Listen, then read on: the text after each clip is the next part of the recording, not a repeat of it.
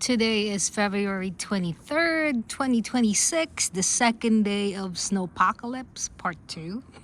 So we had the Snowpocalypse in January, now it's February, and we have one again. And I don't know if these trees are very reminiscent of that movie, Edward Scissorhands. So we watched the film, same vibes.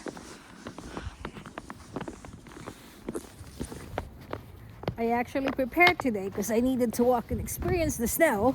So I dressed up. I even wore my ski pants with me. So I'm pretty ready for this. I even got one of my old poles, my ski poles. And I'm wearing my ski goggles. Look how deep it is. Deep, deep, deep. So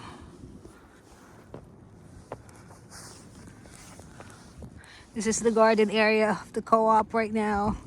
Look how pretty it is. But the snow is deep. Like, supposedly we're getting 12 inches today. So there you go. Lots of snow. Fluffy.